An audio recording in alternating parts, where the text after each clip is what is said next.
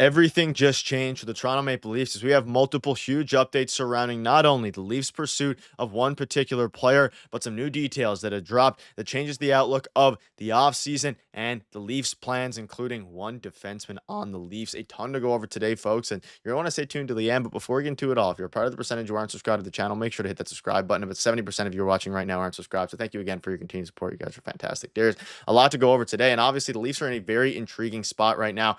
We are still waiting for updates on John Tavares, Matthew Nyes, of course, but they are now linked, and there's been some new reports that have dropped surrounding some familiar faces we've been talking about on the channel. But these new reports have dropped, and things have gotten a lot more serious than at least I initially thought for a couple of these guys. Nick Kypreos came out recently in the Toronto Star and said there is talks. The Leafs may shoot for the moon and make offers to free agents Brad Marchand, Sam Bennett, and Aaron Ekblad, with the hopes to land one or two of them. The key to an Ekblad offer will likely hinge on the Leafs' ability to get out from under Morgan Riley's no-move clause. So, I mean, this is pretty crazy. Obviously, this changes the outlook of a lot of different things. They're clearly planning something huge here, and we know Nick Kypreos has been very fond of the idea and been reporting that the Leafs are going to go all in for Brad Marchand. I think Sam Bennett's going to remain in Florida, but a Marchand Ekblad offseason would be pretty funny to help defeat the ghosts that are the Florida Panthers, winning 2 cups in a row for the Toronto Maple Leafs, and of course eliminating them last year. This something big is brewing here with the Leafs, and I think that this is very intriguing.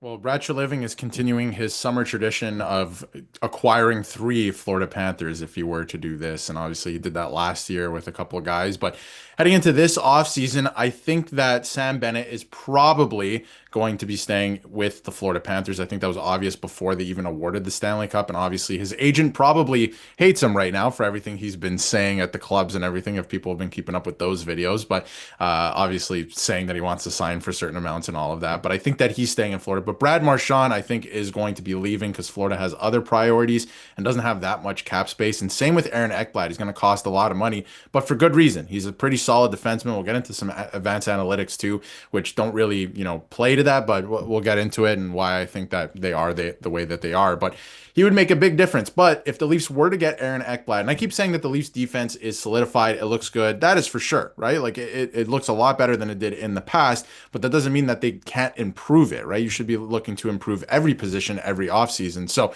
obviously, if they were to make that happen, they would have to look into moving Morgan Riley. It would just make sense with the dollar amounts.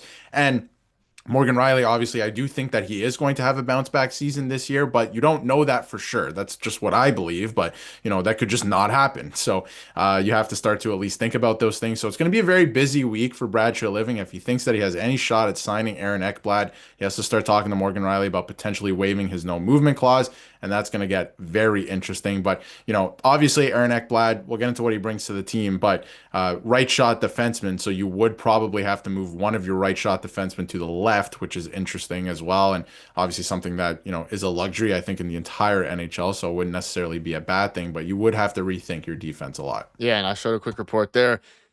Greg Wyshynski saying, I think Aaron Ekblad will head to free agency this summer. There's been some rumblings about Aaron Ekblad himself coming out and saying that he might return to the Panthers. So, of course, that still is up in the air and still, of course, a possibility here.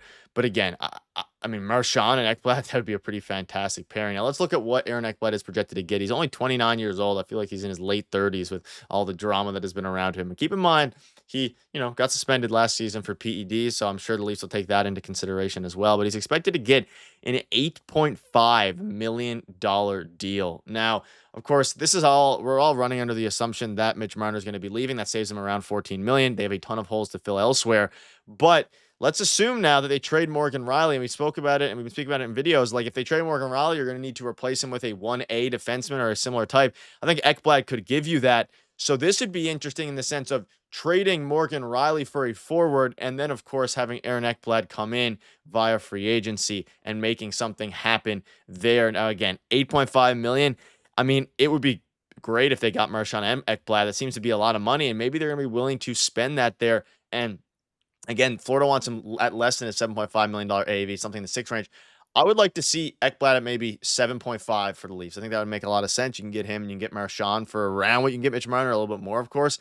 But they could have a huge plan here to get rid of Aaron Ekblad and then, of course, or keep Aaron Ekblad in or bring him in rather, and they get rid of Morgan Riley, of course.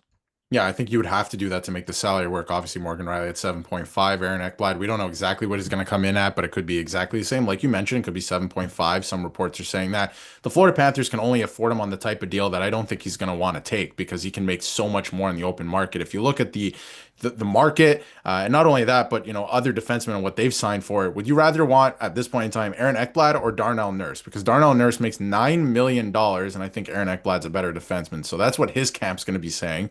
But obviously, I don't know if he's going to make exactly that. So even if you can get him for $8 million, you would have to move out Morgan Riley. I think I would do that because obviously that almost cancels out. So a difference of 500 grand, right? So you can make that work with the current cap situation. And what he brings to a team, again, if you look at the J Fresh, this is during the regular season. This J Fresh chart is also from when he got suspended, so near the end of the regular season, about 20 games out. And again, he offers quite a bit offensively. He can chip in here and here and there, and obviously he knows what it takes to win. Defensively, it doesn't look great on the chart, but he's the type of guy, like, he's won back-to-back Stanley Cups. He's gone to 3 Stanley Cup finals in a row. He knows what it takes to win, and we keep saying the Leafs need to add more guys like this, not guys at the end of their career and who've never done it. Maybe guys at the end of their career who have done it, but just certainly not guys at the end of their career who haven't done it. So adding a guy who's just done it twice in a row and is still only 29 years old would, I think, be a good move. So obviously, I think they're going to try and make a run at maybe 1, 2 free agents for sure. I feel like they have a big trade up their sleeves as well. And that's kind of what they're going to be looking like in terms of, big moves. And then to fill out the rest of the lineup, I feel like they're going to go the Florida model where they try to get as many guys under $1 million as possible and then go and kind of ride that and see if guys can kind of, step up to the plate and who's performing well. And obviously rely on some guys from the Marlies too, because other organizations can. The Leafs have to start doing that as well. So there's going to be a lot. There's going to be a lot happening this week, I think. And Morgan Riley has to be out the door if this were to work because the salary just would not work otherwise. Yeah, a lot of conversations about Morgan Riley leaving. And again, in case you missed it, Ekblad was fantastic in the postseason, 10 points in 11 games. Like all these guys that the Leafs are planning to acquire, or at least working on acquiring, and are all great postseason performers, something the Leafs desperately need. And if they go and they get a little bit top heavy, I think it's fine kind of lending out the rest of the bottom 6 or the majority of the bottom 6 with either a prospect like Easton Cowan. They have guys within the organization, Alex Steves, Jacob Quillen, like all these different guys that could play if they really need to.